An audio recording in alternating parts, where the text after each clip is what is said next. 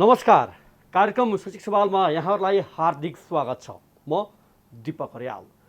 दर्शकबिन, समग्र नेपाली शिक्षा क्षेत्रका विषयमा अझ भनौँ साताव्यापी चर्चा परिचर्चामा रहेका शिक्षाका मुद्दामा केन्द्रित रहँदै सम्बन्धित पक्षहरूसँग सवाल जवाब गर्दै आएका छौँ यस कार्यक्रममा। यति बेला हेर्ने हो भने मुलुकमा कोरोनाको दोस्रो लहर छ। धेरै क्षेत्रहरू प्रभावित भन्दै गर्दा शिक्षा क्षेत्र यो 2 वर्षको अवधिमा निकै नराम्रोसँग प्रभावित बनेको क्षेत्र हो। अझै उठ्न सकेको छैन। वैकल्पिक शिक्षाका विषयमा उठेका विषयवस्तुहरू, आवाजहरू केही क्षेत्रका सहर बजारमा प्रभावकारी देखिए पनि ग्रामीण भेग र पहाडी भेगमा अझ भनौँ हिमाली दुर्गम जिल्लामा यसको पहुँचको कुरा अझै पनि सम्भव हुन सकेको छैन। शैक्षिक क्षेत्र के हुने हो? 2 शैक्षिक क्षेत्र नै बिथलिएको अवस्था छ। कसरी अगाडि बढ्ने भन्ने चिन्ता विज्ञहरूले गरिरहेका छन्। अर्कातर्फ यो 2 शैक्षिक सत्रमा सबैभन्दा चर्चा र बहस र हाउगिजी बनाइएको कक्षा 10 को परीक्षा, जुन आवश्यक छैन। माध्यमिक शिक्षाको अन्तिम परीक्षा कक्षा 12 हो र त्यो परीक्षा चाहिँ जसरी पनि सञ्चालन गर्नुपर्छ। 10 को परीक्षाको अधिकार प्रदेशमा छ। फेरि कुनै समितिले परीक्षा नलिनु भन्ने निर्देशन छ भन्ने खालका विभिन्न टिका टिप्पणी र यसलाई हाउगिजी गराउने काम पनि भयो। अर्थात् विद्यार्थीमा मनोवैज्ञानिक एउटा त्रास सिर्जना गर्ने काम पनि शिक्षा क्षेत्रमा भयो। यसरी हेऱ्यो भने विद्यालय तहका विषयवस्तुहरू, चर्चा परिचर्चा, बहस कसरी जाने भन्ने खालका विषयवस्तुहरू अझै रहेका छन् र यही बिचमा पनि फेरि 1 गतेबाट शैक्षिक क्षेत्र चलायमान गराउने भनिएको छ। फेरि यसमा स्पष्ट पारौँ कि विद्यालयमा विद्यार्थीको उपस्थिति होइन कि विद्यालय प्रशासनका कुरा, भर्ना आदि इत्यादिलाई सुरु गर्ने भनेको छ। अब यो पनि ठिक या बेठिक या शुल्क उठाउनलाई हतार भन्ने खालका टिका टिप्पणी भएका छन्। तर हामीले चाहिँ यसको विश्लेषण कसरी गरेका छौँ? सरकारले निषेधाज्ञा थपै छ। विभिन्न आँकडाले तेस्रो लहरको अनुसन्धानमा बालबालिका सबैभन्दा जोखिममा भन्ने खालका कुराहरू आएका छन् भने यस्तो अवस्थामा हतार किन? वैकल्पिक शिक्षाको यत्रो चर्चा परिचर्चा भयो भने यो विद्यालय प्रशासन पनि यही माध्यमबाट किन जान नसकिने हो र भन्ने खालका चर्चा बहस पनि छन्। विश्वविद्यालयका परीक्षाका गतिविधिहरू र परीक्षाहरूलाई सञ्चालन गर्ने तयारी भइरहेको भन्ने हामी सूचना प्राप्त गरेका छौँ र आज यिनै विषयवस्तुहरूमा, समग्र विषयवस्तुहरूमा केन्द्रित रहेर हामी कुराकानी गर्नेछौँ। र आज हामीसँग हुनुहुन्छ अभिभावक महासङ्घका अध्यक्ष सुप्रभात भण्डारी र आज हामी उहाँसँग सङ्घको भूमिकामा पनि अझै बढी केन्द्रित रहेर प्रश्न गर्नेछौँ। स्वागत छ तपाईँलाई। धन्यवाद। नमस्कार। आराम हुनुहुन्छ? ठिकै छु अहिलेसम्म। सुरुमै कोभिडको यस्तो महामारीमा शिक्षा क्षेत्रसँग सरकार राख्ने तपाईँहरूको एउटा निकाय, एउटा प्रतिनिधित्व गर्ने सङ्घ, अभिभावक सङ्घको भूमिका खोइ भन्ने प्रश्नबाट सुरु गर्दा होला? हुन्छ, गर्न पाइन्छ। त मूल्याङ्कनको कुरा हो। झन् त पत्रकार साथीहरूले त के गर्नुभयो भनेर सोध्न पाउनुहुन्छ। देख्नु पनि भयो होला, तर सोध्न पनि पाउनुभयो होइन। अहिले मुलुकको तपाईँले नै उठान गर्नुभयो। कोभिडको महामारी छ, सबै मान्छेहरू निषेधाज्ञा, देशका 73 जिल्ला निषेधाज्ञा, लकडाउनमा बसेको छ। मान्छेहरू बाहिर निस्किन पाएका छैनन्, स्कुल चलेको छैन, मान्छेहरूको पसल आवत जावत गर्नलाई पाएका छैनन् अथवा खाद्यान्न किन्न पाएका छन्। 2 घन्टाको बिचमा काठमाडौँ उपत्यका हेर्ने हो भने 2 घन्टाको बिचमा मान्छेहरूले खाद्यान्न किन्नुपर्ने अवस्था छ। यो परिस्थितिमा तपाईँको प्रश्न कहाँनिर अन्तर्निहित हुनसक्छ भने अभिभावकहरू भइसकेपछि अभिभावक महासङ्घ अथवा यसका घटक संस्थाहरूले शिक्षा क्षेत्रलाई चलायमान बनाउने वा शिक्षामा भर्चुअल पद्धतिबाट, वैकल्पिक माध्यमबाट वा खुल्ला रूपबाट पनि पठन पाठनमा तपाईँहरूको भूमिका के रह्यो, के गर्नुभयो, अहिलेसम्म के गर्न सक्नु भएन भन्ने प्रश्न केन्द्रित हुनसक्छ। त्यो स्वाभाविक पनि हो। अब सबै अभिभावकहरूले, समाजले उठान गर्नुपर्ने प्रश्न पनि हुनसक्छ त्यो कुराहरू। यद्यपि हामीले प्रयत्नहरू गरेका छौँ। गत वर्षदेखि हामीले यो वैकल्पिक शिक्षामा हामी नै भन्छौँ नि, हामी सबै, हामीले मात्र नभनौँ, सबैले जब देश चैत्र 6 गते लकडाउनमा गयो गत वर्षको कुरा हो, त्यो पछि सरकारलाई वैकल्पिक शिक्षाको विधि ल्याउन मात्र 4 महिना लाग्यो। असारको 19 गतेतिर ल्याउनु भयो। हुन त हामीले कहिले यो महामारीमा आएका थिएनौँ भनेर पनि एउटा एक्सक्युज गर्न सकौँला, तर पनि हाम्रो पर्फर्मेन्स बेस सरकारको चाहिँ, सरकारी संयन्त्रको चाहिँ हामी सकेनौँ। त्यसमा हुनसक्छ हाम्रो पनि भूमिका कमजोर भयो होला भनिदिनु सक्नुहुन्छ तपाईँले। हामीले भूमिका के चाहिँ गर्दै भए बलियो अझ हुन्थ्यो होला भन्ने हामी छलफल गर्न सक्छौँ। यो स्वाभाविक प्रश्नहरू हुन्। त्यस पछाडि पनि अब विद्यालयहरू खोलिसकेपछि अहिले माघ महिनामा आएर विद्यालय चाहिँ अब सङ्क्रमण दर घटेपछि भौतिक रूपमा सञ्चालन गर्ने भनिरहँदाखेरि हामीले गर्नलाई अनेक प्रयत्न पनि गऱ्यौँ। प्रयत्न भन्नाले हामीले एडभोकेसीको काम गर्ने, बहसको काम गर्ने, सरकारलाई भन्ने, लेख्ने, बोल्ने, तपाईँहरू माध्यमबाट गर्ने कामहरू हामीले गऱ्यौँ। यथेष्ट मात्रामा पुगेन होला बल। त्यही पनि अब विद्यालय खोले, माघ महिनामा विद्यालय खोल्दाखेरि पनि दुर्भाग्य माघ महिनासम्म जाँदाखेरि पनि धेरै विद्यार्थीहरूले भर्चुअल पद्धतिबाट अफलाइन मोडबाट पढ्न सक्नु भएन। अर्थात् उहाँहरूसँग साधन स्रोतै रहेन रहेछ। त्यो भइसकेपछि माघ महिनामा सुरु भएको पढाइ वैशाखमा फेरि लकडाउनमा आइसक्दाखेरि यो 3-4 महिनाको बिचमा जति शिक्षण सिकाइ गर्नुभयो उहाँहरू अब्रेक भयो। फेरि उहाँहरूसँग स्रोत साधन केही पनि हामीले त भनिरहेका छौँ नि। जस्तो हतार गरियो त्यति बेला भौतिक कक्षा सञ्चालनको लागि हतार गरियो। अलिकति कोही मानेमा त्यो पनि भन्न सकिन्छ। हुन त सङ्क्रमणको दर घट्दै गएर स्वास्थ्य मन्त्रालयले पनि अब हामी जीवनलाई सहज गर्नलाई प्रयत्न गरौँ भन्नेसम्म थियो। अब हतार भन्नाले फेरि शैक्षिक सत्र चलायमान गर्न सकेन भने झन्डै आधा विद्यार्थीले पढ्न पाउने, उनीहरूको शैक्षिक सत्र सकियो। तर यसो थियो नि त सर, तपाईँको WHO ले भनिसकेको थियो कि कोरोनाको लहर विभिन्न समयसम्म रहन्छ, यो तत्काल जाँदैन भन्ने कुरा थियो। ल ठिकै छ, स्वास्थ्य मन्त्रालयले त्यतिखेर गरेको चाहिँ अवस्थालाई प्रतिकूल अवस्थालाई हेरेर ल अब हामी सक्छौँ भन्दै गर्दाखेरि पनि वैकल्पिक विधिलाई त फेरि यस्तो परिस्थिति दोहोरिन सक्छ भन्ने समीक्षा आकलन तथ्यता आएका थिएन नि त।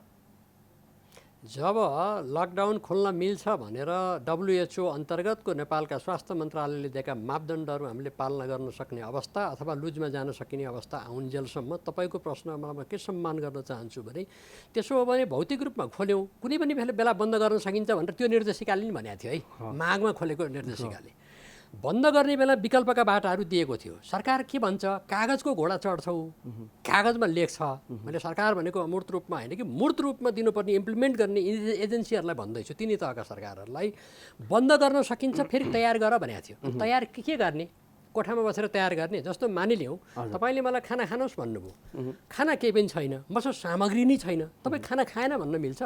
तपाईँले मलाई खानेकुराको सामग्री, खाद्य सामग्री ल्याएर दिनुभयो र मैले खाएन भने मेरो अन्याय हुन्छ। तर मलाई त्यो चिजै केही पनि छैन, मेरो त्यो एक्सेसै छैन र मलाई खाएन भनिदियो होइन।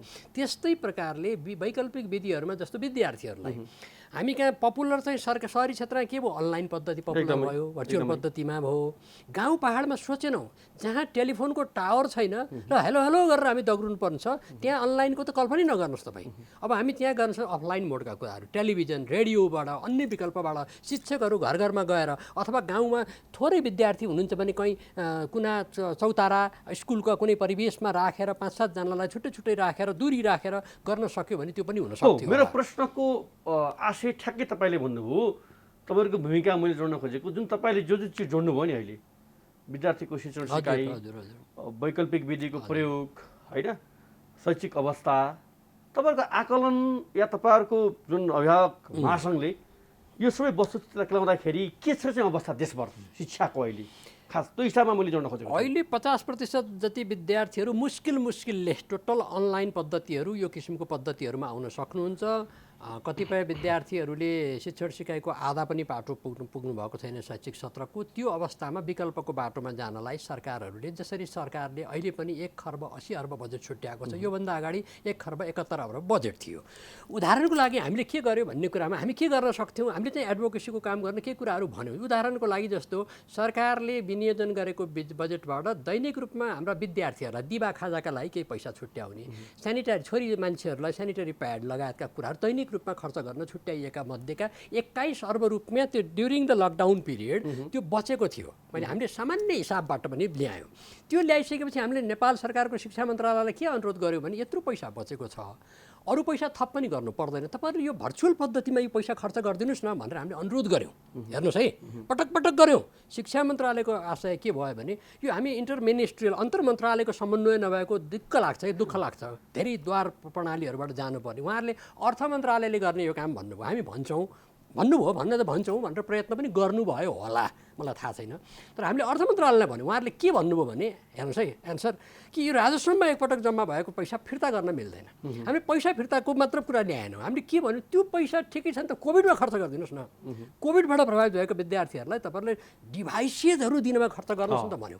तपाईँले मलाई बताउनु होला हामी आफैले के गर्न सक्यौँ, आमा बुवाहरू आफैले के गर्नुभयो आफ्नो ठाउँमा होला, तर अब सरकारले डिभाइसमा स्थानीय सरकारहरूले अहिले वैकल्पिक पद्धति जहाँ जहाँ बन्द भएको जो एक्सेसमा छ जो सक्नुभयो भइगयो त्यो छलफलै नगरौँ उहाँहरूको बारेमा गर्नु पर्थ्यो शिक्षा त मौलिक अधिकार हो संविधानप्रदत्त त मौलिक अधिकार हो सरकारले फन्डामेन्टल राइट्सको रूपमा दिएर अहिले शैक्षिक सत्र सुरु हुनलाई टेक्स्ट बुक पनि फ्री दिनुपर्छ सरकारी विद्यालय हो किन त्यो तपाईँलाई राम्रोसँग थाहा छ त्यो अवस्थामा टेक्स्ट बुक पढ्ने विद्यार्थीहरूलाई घरमा बसेर पढ्नका लागि प्रिजर्भ गरिदिने पुलको काम गरिदिनु पर्ने काममा हामीले डिभाइसहरू दिनुपर्थ्यो त्यो डिभाइसहरूमा हामीले ल्यापटप होला ट्याब्लेटहरू होला मोबाइल हुनसक्ला जेसुकै विधि अथवा मानिलिनुहोस् ल ठिक छ रेडियोबाट पढाउने छ भने रेडियो दिने होला कतिपय घरमा रेडियो पनि छैन त्यसमा खर्च गर्नुहोस् न भन्दा अहिले पनि वैकल्पिक विधिको लागि भनेर यो बजेटमा 1 अर्ब चान्चुन पैसा छुट्याएको त विनियोजन गरेको देखियो अब हामी कोभिडको झन्डै 1.5 वर्षको पिरियडमा आइसक्यौँ यतिखेरसम्म हाम्रो पूर्व तयारीका अवस्थामा हामी चुकेका छौँ हामी भनेको हामी पनि हुन सक्ला तर हामी राज्य होइन सरकार होइन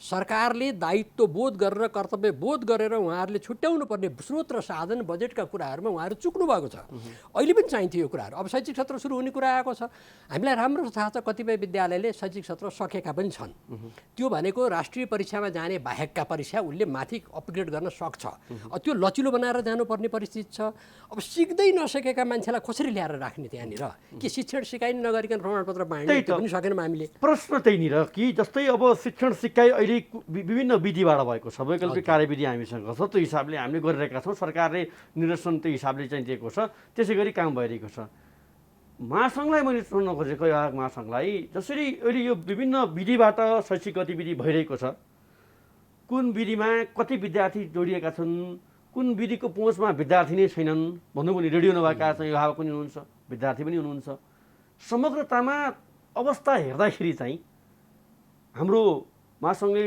यो भनौँ न हुम्ला जुम्ला मुगु कालीकोट रुकुम रोल्पा मनाङ मुस्ताङ त्यहाँको वस्तु स्थितिसँग पनि र त्यहाँको अवस्थासँग पनि के हामी अवगत छौँ हामी अवगत जानकार छौँ एकदमै जानकार छौँ तर यसलाई वैज्ञानिक ढङ्गबाट अध्ययन गरेको विधि हामीले चाहिँ अवलम्बन गरेका छैन युनेस्को लगायत युनिसेफ धेरै संस्थाहरूले गरेका छन् है ऱ्यान्डम बेस्ड स्याम्पलहरू चाहिँ अध्ययन भएका छन् ती अध्ययन विधिका आधारलाई मात्र मान्ने अघि मैले 50% भने त्यतिकै तत्कालीन रूपमा त 30% मात्र थियो अनलाइन एक्सेस त्यो अहिले बढेर लगभग 50%मा पुगेको छ यो भर्चुअल पद्धतिमा भन्न खोजेको अब कतिपय अफलाइन एक्सेस त्यो कुरो जुन होला मैले बिचमा काटेँ त्यो एक्सेसको विषयमा त भन्नु होला त्यसको प्रभावकारिता भनौँ न जुन लगानी गऱ्यौँ हामीले होइन पहिला जोड्न नै ठुलो कुरा भयो तर यो जोडिसकेको ठाउँमा पनि त अध्ययन त हुन्छ नि जस्तै सरकारले टेलिभिजनबाट पढाइरहेको छ वर्षौँ भइसक्यो त्यसको आउटपुट के छ त्यसको लेखाजोखा त्यसको मूल्याङ्कन महासङ्घले नि खोज्नुपर्ने होइन पर्छ हामी दुईवटा चिजलाई प्रश्न पार्ने हजुर यो अनलाइन कक्षा प्रभाव पढ्नु नहुनुभन्दा अनलाइन कक्षा राम्रो यो अलि प्रभावकारी छ अलिकति भने है मैले यो पूर्ण प्रभावकारी होइन यो पूर्ण प्रभावकारी होइन हामीसँग विकल्पै रहेन एकदमै त्यस कारणले शिक्षण सिकाइ जानको लागि यो प्रभावकारी हुन्छ अब टेलिभिजनहरूमा चाहिँ तपाईँको एकरो हुन्छ हेर्नुहोस् वान वे हुन्छ टेलिभिजनमा लेक्चर गर्ने शिक्षकले आफ्नो ढङ्गले बोर्डमा चाहिँ तपाईँको पढाएर सिकाएर भनेको एकरो सुन्ने विद्यार्थीले प्रश्न गर्न सक्दैन रेडियोमा उसले प्रश्न गर्न सक्दैन रेडियोमा त अनुहार पनि देखिँदैन होइन त्यो ढङ्गभरि यो प्रभावकारी मान्न सकिँदैन यहाँ त नहुने भन्दा हुने ठिक छ भनेर कसरी चलायमान गर्ने विद्यार्थीलाई दुईवटा कुरा छ एउटा विद्यार्थीहरू घरमै बस्नुभयो स्ट्रेस भयो डिप्रेसनमा जान सक्ने सम्भावना हो मनोवैज्ञानिक रूपमा विद्यार्थीहरूलाई असर गर्ने भयो दोस्रो कुरो जनजीवन सामान्य बनाउन भन्दा पनि जनजीवनमा शिक्षण सिकाइलाई त्यो प्रोसेसमा लैजानु पनि पर्ने एउटा बाध्यात्मक परिस्थिति भएको हुनाले त्यसमा पनि जानु पर्यो त्यो जानको लागि चाहिँ यो दुईवटा विधि इभन मैले भने अनलाइनै पनि प्रभावकारी छैन है नभएको अवस्थामा यी त प्रभावकारी हुने कुरै भएन यहाँ त नहुने भन्दा छ त्यस कारणले उहाँहरूले पढ्नुभयो भन्नका लागि चाहिँ नहुने भन्दा कानुनमा जाति भन्ने भाषा मैले त्यो प्रयोग गरिनँ झन्डै झन्डै त्यस्तै नहुने भन्दा यो भएको जाति भन्नेमा गयौँ तर हामीले जानुपर्ने चाहिँ 1 वर्षको अवधिमा के थियो भने हेर्नुहोस् जति विद्यार्थी छन् उहाँहरूलाई ट्याब्लेट एउटा ठुलो कम्पनीसँग डिल गरेर एकदमै सरकारले G2G government to government deal गरेर त्यो विद्यार्थी सङ्ख्याका आधारमा ट्याब्लेट बाँडिदिनेको भए एउटा ट्याब्लेटको 1500 रुपियाँ पर्दैन होला बल्कमा किन्ने हो भने हेर्नुहोस् त्यो इच्छा शक्ति हो त्यो कुरा लगानी सरकारसँग बजेट पनि छैन भने थप्नुपर्छ नि त बजेट त होइन र हामी विशेष परिस्थितिमा छौँ त्यो गरिदिनु पर्थ्यो त्यो नगरेका हुनाले तपाईँले भन्नुभएको अघि ठाउँहरू तत्तत ठाउँहरू हिमाली भेग पहाडी भेग दुर्गम भेग अभावमा बाँचेका गरिब मजदुर किसानका छोरछोरी जसले आज बिहान खाएर बेलुका के खाने कुरा छैन लुगा फाटेको लुगा लगाएर हिँड्नुपर्छ जाडोमा तपाईँको प्याच गरेको लुगा लगाएर हिँड्नुपर्ने जनताका छोराछोरीलाई तपाईँ पढ्नु भएन भने अपराध हुने त्यहाँ चाहिँ जोड दिनु पर्थ्यो भन्न खोजे हुनेलाई एकछिनलाई बिर्स्यौँला, हुनेहरूले जस कन्ट्रिब्युसन गर भन्यो भने पनि हामी मानिदिन्थ्यौँ। तर नहुने, कम्प्लिटली नहुने, जो अभावमा त्यही त बाँच्नु बस चाहिँ काठमाडौँमा बसेर हजुर सधैँ काठमाडौँ र सहरी भेगको बाटो विषयमा बहस गऱ्यौँ। हाम्रो मनोविज्ञान तपाईँ हाम्रो मनोविज्ञान चाहिँ हामीले के देख्छौँ, हामी जहाँ छौँ त्यही मात्र, त्यो यथेष्ट कुरा होइन। हाम्रो भूगोल, हाम्रो वस्तुगत यथार्थता, हाम्रो धरातली यथार्थता, हाम्रा गाउँ पहाड किसान मजदुर गरिब, हाम्रो निरपेक्ष गरिबीको रेखामुनि भएका र कतिपय निरक्षर अभिभावकलाई पनि, निरक्षर रहनुभएका अभिभावकलाई पनि मध्यनजर राखेर हाम्रो प्लान चाहिँ आउनुपर्ने योजनाहरू, त्यो हाम्रो योजनाहरू कर्मकाण्डीहरू भए बढी। त्यसो गर्दाखेरि हामी पनि दोषी हुन सकौँला। हेर्नुहोस्, म कसैलाई मात्र भन्ने भन्दा नि हामी नागरिक भएका नाताले हाम्रो पनि कुरा पुगेन होला, हामीले गर्नु पर्थ्यो होला, तर हामी त्यहाँ चुकेका छौँ। त्यसले गर्दाखेरि एउटा जेनेरेसनलाई हामी एबनर्मल सिचुएसनमा छौँ। नर्मल सिचुएसनमा पनि हामीले गरेको खराबै हो। नर्मल सिचुएसन हिजोको भए ब्याक टु नर्मल भन्ने अवस्थामा पनि हामीले गरेका सबै राम्रो भन्ने छैन, किनभने एक्सेस छैन विद्यार्थीहरूको नभएको हुनाले हामीले दिएका शिक्षाका बारेमा प्रश्न छ, प्रमाणपत्रको बारेमा प्रश्न छ, चिल्लो प्रमाणपत्रको बारेमा हामीले एक हुनेलाई एउटा शिक्षा, नहुनेलाई शिक्षा दिएकै छौँ। तर महामारीको विशेष धरातलमा बसेर कुरा गर्ने हो भने हाम्रो विद्यार्थीहरूलाई शिक्षाका पहुँचमा लानलाई, घरमा जोड दिने काम गर्नलाई यसो भन्दा कसो होला? जस्तै अहिले पनि तपाईँको सहरी क्षेत्रमा हेर्ने हो भने शैक्षिक गतिविधि केही न केही हिसाबले चलायमान छ। हजुर हजुर चलायमान छ, केही न केही विधिबाट, केही न केही प्रक्रियाबाट। मैले आज केन्द्रित गर्न खोजेको ती पहाडी र ती हिमाली जिल्ला, दुर्गम जिल्ला, जहाँ सामान्य पहुँचको अवस्था पनि छैन, जुन न प्रविधि न सूचना, होइन, यो जुन विधिहरू हामीले भनेका छौँ त्यहाँ एउटा जोड्न सकिन्छ जुन कार्यविधिमा भएको पाठ्यपुस्तक र स्थानीय सामग्री। हजुर त्यसका लागि पनि पुग्नु पर्यो पाठ्यपुस्तक, होइन? अझ 5 जिल्लामा त फागुनबाटै सुरु हुनुपर्ने हो। ती जिल्लामा अहिलेसम्म पाठ्यपुस्तक पुगेको छैन। तपाईँहरू यो विषयमा जानकारी छ? राम्रोसँग कति राम्रो प्रश्न गर्नु। हामी वर्षैपछि कुरा गर्छौँ। दिपकजी, तपाईँ शिक्षा क्षेत्रमा बहुत ठुलो जानकार पत्रकारहरूमध्ये एउटा मान्छु म, हामीलाई भन्दा बढी जानकार होला भनेर। तपाईँहरू खोजमूलक अनुसन्धानमूलक काम गर्नुहुन्छ। अहिले 23 लाख चान्चुन पाठ्यपुस्तक जनशिक्षाको बिक्री भयो भन्छ। 1,80,00,000 थान उसले छापेको छ। अब कतिमा जानुपर्छ छैन, निषेधाज्ञा छ, लकडाउन छ। अस्तिको मिटिङमा हामी नै हामीले प्रस्ताव गरेका छौँ, निषेधाज्ञाको बिचमा पाठ्यपुस्तक ढुवानी जानुपर्छ। यदि तपाईँ चलायमान गर्ने, कमसेकम विद्यार्थीको हातमा पाठ्यपुस्तक पुग्नु पर्यो। अनि पाठ्यपुस्तक पुगेपछि कसरी जोड्ने भन्ने कुरा अर्को कुरा हो। अन्याय भयो नि त। काठमाडौँको बालकले पढ्न पाउने, हजुर, होइन, नेपालगञ्जको बालकले पढ्न पाउने, बुटोलको बालकले पढ्न पाउने बालबालिकाले, तर हुम्ला जुम्ला मुगुको बालबालिकाले समयमा पनि पाठ्यपुस्तक नपाउने। त्यहाँ अरू सरकारका विधि त्यहाँ पुग्दैनन्। आजको मात्र समस्या हो र यो। आज महामारीमा अझै एउटा एक्सक्युज छ, महामारी छ भन्न पाए, यो निषेधाज्ञा छ भन्न पाए। हामीले निषेधाज्ञाको बिचमा यसलाई अत्यावश्यक सेवामा ढुवानीमा राख्नुहोस् भनेर निर्णय गरौँ त खोज्यौँ। हामीले मात्र गरेर हुन्न रहेछ नि, फेरि द्वार त धेरै छन्। सिसिएमसीले गर्न पर्ला, गृह मन्त्रालयले गर्नु पर्ला, त्यो आउँदैछ। असार 1 गते चाहिँ तपाईँको पढाइ सुरु हुने भनियो। मानिलिनुहोस् असार 1 गतेसम्ममा मान्छेहरूले नयाँ शैक्षिक सत्र सुरु गर्न सक्ने स्कुलहरू जसको पढाइ समाप्त भएको छ, उहाँहरूको निम्ति के अन्याय भने पाठ्यपुस्तकै छैन, के पढाउने त नि अब, होइन? तपाईँ कस्तो राम्रो प्रश्न ल्याउनु भयो। भनेपछि हाम्रो सिस्टम के, हामी कहीँ न कहीँ, हामी सिस्टम नराम्रो भने होइन कि हाम्रो सिस्टमका त्यो फङ्सन गर्ने चिजहरूमा कमजोरी छ कि, हामी त्रुटि छ, हामी त्यहाँतिर चाहिँ हामीले अब ध्यान दिएका छैनौँ। अब शिरमा खराबी छ, अन्यत्र उपचार गरेका छौँ। दुःखद पक्षहरू छन्, तथापि कसैलाई गाली गरेर दोषारोपण गर्ने भन्दा पनि विद्यार्थीहरूको पढ्न पाउने नैसर्गिक अधिकार र नेपालको संविधान 2072ले निर्दिष्ट गरेको धारा 31 को चिजहरू हामीले पढ्यौँ भने मौलिक हक र अधिकार मात्र होइन, उनीहरूले पढ्न पाउने प्रतिस्पर्धात्मक अवसरको जुन सुनिश्चितता हो त्यो ग्यारेन्टी गर्नुपर्ने काम संविधानको कार्यान्वयन सरकारले गर्नुपर्छ। सरकारहरूले, हामीका 3 तहका सरकार छन्, 3 तहका सरकारहरूले चलायमान गरेर गर्दै हुन्थ्यो, गर्नुपर्छ। नगर्दाखेरि त तपाईँ हामी बहस गर्छौँ अनि त्यही कुरा कोट्याउनुपर्छ, त्यही कुरा भन्नुपर्छ, जसले गर्दाखेरि एउटा आफूलाई पनि एकदमै गिल्टी फिल हुन्छ, होइन? विद्यार्थीहरूले पढ्न पाउनु भएको छ, तपाईँले सहरमा बसेका छौँ, सहरको कुरा गरेका छौँ, हाम्रो पेरिफेरीका कुराहरू हेर्छौँ, त्यो मात्र होइन। तपाईँ हाम्रो कर्तव्य त आखिर तपाईँले उठान गर्नुभयो, हामीले उठान, समग्रतामा टोटल नेपालमा जन्मेका बालबालिकाप्रति न्याय गर्नका लागि, उनीहरूलाई शिक्षाका माध्यमबाट एउटा प्रतिस्पर्धात्मक उसमा लैजानका लागि हामीले जे इनपुट शिक्षाको माध्यमबाट दिनुपर्ने त्यो प्राप्त गर्ने अवसरका सुनिश्चितताका लागि चाहिने विधि र विधानहरूका बारेमा छलफल गर्ने हो।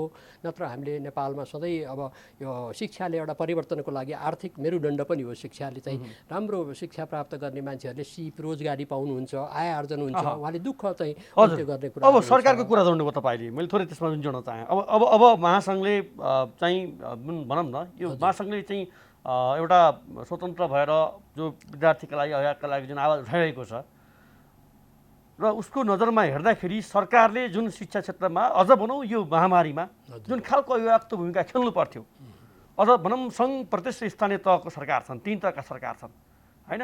हजुर।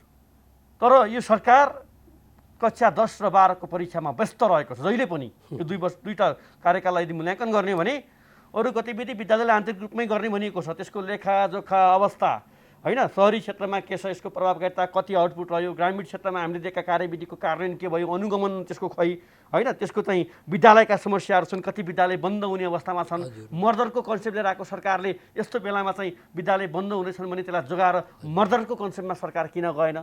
समग्रतामा जुन खालको भूमिका निर्वाह गर्नु पर्थ्यो सङ्घ प्रदेश र स्थानीय सरकारले, त्यो एउटा अभिभावकको जिम्मा शिक्षा विज्ञान तथा प्रविधि मन्त्रालयले लिनु पर्थ्यो। त्यो अवस्थामा काम गरेको देख्नुभयो मन्त्रालयले? सूचाङ्कहरूलाई हामीले हेर्ने कसैको लागि पूर्वाग्रह र आग्रह नि, सूचाङ्कहरूलाई हेर्ने हो भने त्यति सक्सेस गरेको देखिँदैन। यद्यपि फेरि भन्छु, महामारीको बेला प्रयत्न गर्न खोजेका नीतिगत रूपमा चाहिँ कोसिस गरे देखियो। सर्भिस डेलिभरी सिस्टमलाई हेर्ने हो भने फेलियर। तपाईँलाई लाग्छ अहिलेको शिक्षा मन्त्रीले जो लामो समय भइसक्नुभयो योभन्दा अहिलेको शिक्षा मन्त्रीले दिनुभएका अभिव्यक्ति, देशमा भइरहेको राजनीतिक घटनाक्रम हेर्दाखेरि शिक्षामा केन्द्रित छ जस्तो लाग्छ? म अभिव्यक्तिमा राजनीति गर्ने मान्छेहरूको बारेमा, उनको अप्स एन्ड डाउनको बारेमा जान चाहन्न। यद्यपि कतिपय विरोधाभासपूर्ण अभिव्यक्तिहरू उहाँले दिनुभएको छ होइन। म त्यो कुरा भन्दा पनि विश्वविद्यालयकै कार्यक्रमहरूमा त्यसले पनि त देखाउँछ नि त। शिक्षाकै कुराहरूमा जाँदा कर्मकाण्डीय कुरा, अहिले तपाईँले 12 कक्षाको कुरा, 10 को कक्षा ल्याउनु, म तपाईँलाई प्रश्न गर्न चाहन्छु। 10 कक्षाको शिक्षा अहिले मात्र हामीले पहिलेदेखि हामीले खारेज गर्नुपर्छ भने, खारेज भनेको राष्ट्रिय परीक्षा मात्र, परीक्षा हुनुपर्छ। विद्यार्थीको मूल्याङ्कन त निरन्तर गर्ने चल्ने प्रक्रिया। पहिला शिक्षण सिकाइदिने हो विद्यार्थीलाई। हेर्नुहोस् है, शिक्षण सिकाइमा गइसकेपछि मूल्याङ्कन एउटा पाटो हो, एउटा विधि हो। त्यो मूल्याङ्कनको विधि हाम्रो परीक्षा हो, प्रथम त्रैमासिक, दोस्रो त्रैमासिक, विभिन्न भनेका छौँ, अन्तिम हुन्छ। अब राष्ट्रिय परीक्षा चाहिँ यो खारेज हुनु जरुरी थियो। यो 1900 विक्रम सम्मत 1990 सालको धङधङ्गी बोकेर किन बसेको? शिक्षा यहीँबाट बिग्रेको छ। 2028 सालको शिक्षा ऐन अहिलेसम्म किन चलिरहेको छ?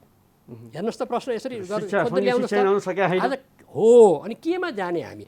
तर हामीले के भन्यो भने सरकारको प्राथमिकतामा कुनै पनि सरकारहरूका प्राथमिकतामा शिक्षा परेकै छैन नि त। शिक्षा परेको भए तपाईँको 1990 सालदेखिको यो संयन्त्र बोलेको धङधङ्गी बोकेको तपाईँको यो हाम्रो एसएलसी, पुरानो एसएलसी अहिले एससी बोकेर आउनु पर्छ र यो गत वर्षैको उडाउनु पर्ने चिज होइन। यसलाई प्रदेशमा पठाउने कि स्कुलमै पठाउने पनि जिम्मेवार हुनुहुन्छ यो विषयमा? छौँ होला, हामी पनि कुनै न कुनै। अब शिक्षामा बस्ने, पाटोमा बस्ने मान्छेहरू त हेर्नु जिम्मेवारी भागेर अर्कालाई मात्र भन्ने कुरा। अब तपाईँहरूको जिम्मेवार के गर्नु सक्नु भएन भनेर तपाईँले ठ्याक्कै भनिदिनु भने फेरि म एन्सर गरिहाल्छु होइन, कोसिस गर्छु, प्रयत्न गर्छु।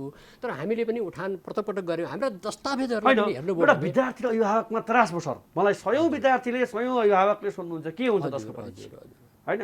गत वर्ष जस्तै हुने हो होइन? कति विद्यार्थीको त मनोवैज्ञानिक रूपमा दबाव भएको मैले महसुस गरेँ होइन। अझ मैले जोड्न खोजेको, परीक्षा बोर्डले, सरकारको चाहिँ जुन एउटा हेर्ने निकाय छ, उसले चिर्नुपर्ने ठाउँमा उसले पनि यसलाई आहुपुची बनाइदियो भने अभिभावक महासङ्घ त अभिभावक र विद्यार्थीका बिचमा जुन खालको समस्या, भ्रम, पीडा छ, त्यसलाई चिरिदिनु पर्थ्यो नि त। हामीले यो भर्चुअली मिटिङमा, अन्य मिटिङमा के भन्यौँ भन्ने कुराको दस्तावेजले मात्र बोल्न सक्छ। एकदम म यो देखाउन सक्दिनँ होला। कक्षा 10मा जाने विद्यार्थीहरूलाई हामीले के भन्यौँ भने 10मा पुग्ने, 9बाट 10मा पुग्नेलाई तपाईँलाई राष्ट्रिय परीक्षा हुन्छ भनेर भन्यौँ। त्यही अन्याय गऱ्यौँ एकदम होइन।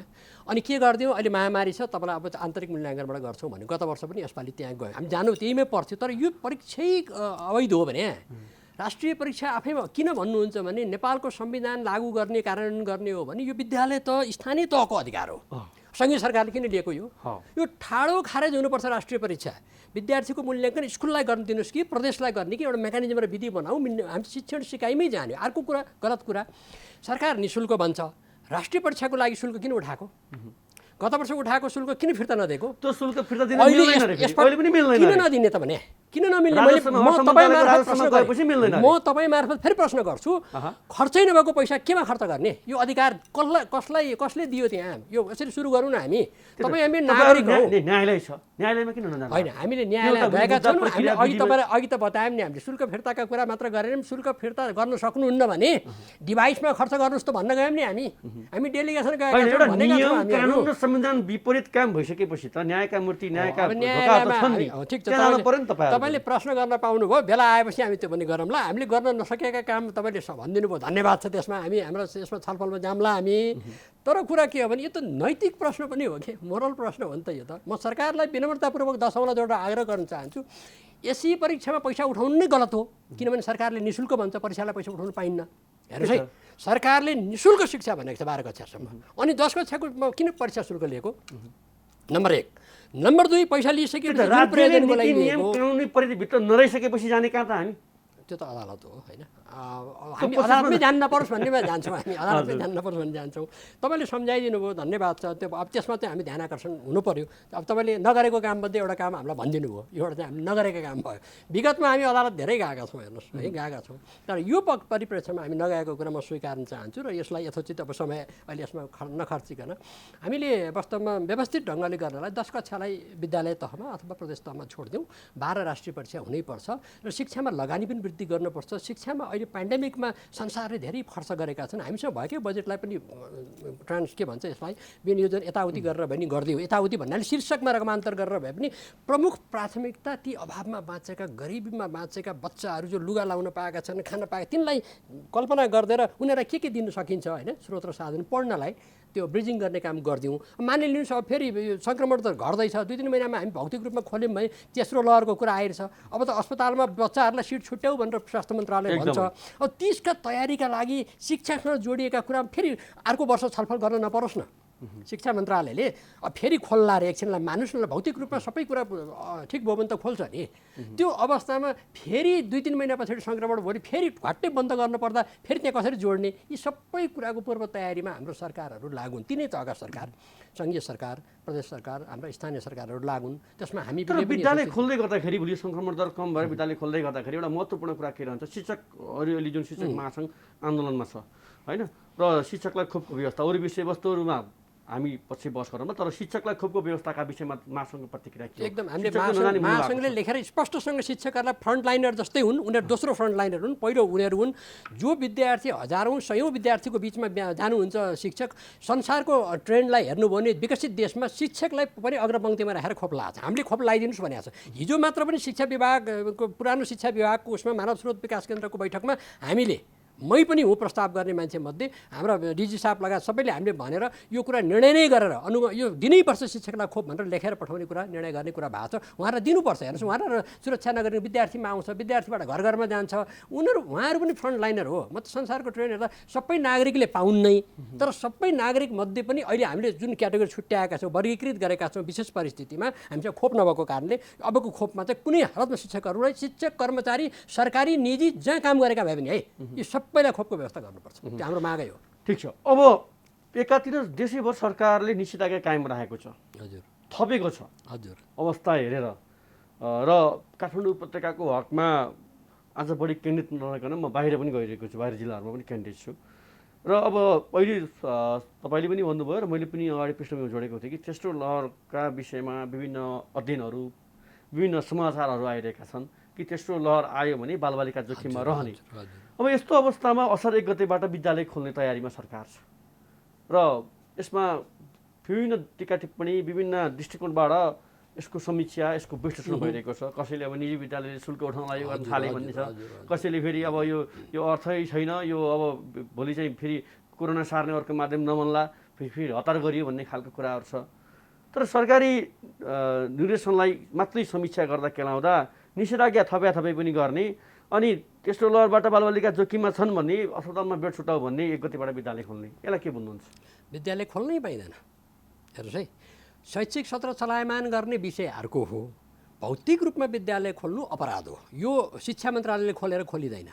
सिसिएमसी, मैले जानेको सिसिएमसी लगायत स्वास्थ्य मन्त्रालयले ओके गो हेड तपाईँहरू खोल्न सक्नुहुन्छ, यो जिल्लामा ठिक छ, जिल्लामा समन्वय समिति छ स्वास्थ्यका त्यहाँका सङ्क्रमणका दरहरू 500 प्रत्येक जिल्लामा मैले बुझेसम्म है, गलत भए सच्याइदिनु, 500 सङ्क्रमित हुन्जेलसम्म नखोल्ने भन्ने छ। यी चिजहरूलाई मध्यनजर राख्दै 500भन्दा कम सङ्क्रमित छ र सुरक्षाका उपायहरू अपनाउनु। हामीले लकडाउन गर्न खोजेको कारण देशले पनि के हो भने हामीले सङ्क्रमणमा एकदम उच्च सङ्क्रमणको दर भयो, हामीले हेल्थका प्रोटोकलहरू पालना गरेनौँ भनेर हो। त्यस्तो पालना गर्ने अवस्थामा हो। अब अहिले त्यो शैक्षिक सत्र असार 1 गते खोल्नु भनेको अर्थ, त्यसको अर्थ विद्यालय खोलेर भट्टाभट अभिभावक जाने, पैसा तिर्ने, किताब, यो होइन, यो गलत हो, एकदम पूर्ण रूपमा गलत हो। यो गर्नै पाइँदैन। कसैले गर्न खोज्नुभएको यो गर्नै नगरिदिनलाई म आग्रह गर्न चाहन्छु। जबसम्म सरकारहरूले, हामीले मान्ने त सरकारलाई नै हो, हेर्नुहोस्, कोही व्यक्तिलाई विशेषलाई होइन, त्यो सिस्टमलाई मान्ने भन्दाखेरि स्वास्थ्य मन्त्रालयले जे भन्छ, स्कुल खोल्न सक्ने अवस्था आएको अवस्थामा छ भने भौतिकमा जाने, होइन भने अर्को विधि वैकल्पिक विधिमा जाने। तर वैकल्पिक विधिमा जानलाई पनि अभिभावक र विद्यार्थीहरूको समस्यालाई सरकारले सम्बोधन नगरिकन वैकल्पिक विधिमा जाने भने फेरि अर्को दोस्रो अन्याय। विद्यालय प्रशासन खोल्ने भनिएको छ, भोलि त यो मुख्य उद्देश्य त विद्यार्थी भर्नाको कुरा हो होइन अब यस्तो अवस्थामा विद्यार्थी बोकेर भर्ना गर्ने कुरो छैन। सारा अनलाइनमा गर्दै भयो नि, भर्चुअल पद्धतिमा गरे भइगयो नि। अहिले त विधि र प्रविधिको कुरा गर्ने गाउँ पाहाड शुल्क पनि चाहिँ अनलाइनबाट लिए भयो। हुन्छ, किन नहुनु? शुल्क लिने ठाउँमा छ भने लिनुहोस्, तर प्रक्रिया पुऱ्याएर लिनुहोस्। सरकारले निर्णय गरे मात्र लिनुहोस्। फेरि शुल्कका नाममा मैले फेरि विद्यालयलाई गाली पनि गर्न तर चाहन्छु। गत वर्ष त तपाईँले शुल्कका विषयमा चाहिँ निजी क्षेत्रलाई 25% गरेको आरोप छ तपाईँमाथि। होला भन्नु न, गत वर्ष 25% भन्नाले गत वर्ष बचाउ गरेको शुल्क लिनुपर्छ भनेर। हो, त्यो त अब यस्तो हुन्छ। अहिले पनि म भन्छु, निजीमा जाने भनेको शुल्क तिर्ने हो। तर कानुनले जे भनेको छ, हामीले सिस्टम जुन संविधान प्रदत्त अधिकारबाट भएका कुरामा 10% छात्रवृत्ति उसले दिनै पर्छ। 90जनाले शुल्क तिरेर 100जना विद्यार्थी छ भने 90जनाले शुल्क तिर्ने। हेर्नुहोस् है, 10जना फ्रीमा पढ्ने। फ्री भनेको विभिन्न हिसाबले उहाँहरू एक्सेसमा नआउनुभएको विद्यार्थी परिवारहरूले पढ्ने। त्यसमध्ये शुल्क कसरी उठाउन पाइन्छ?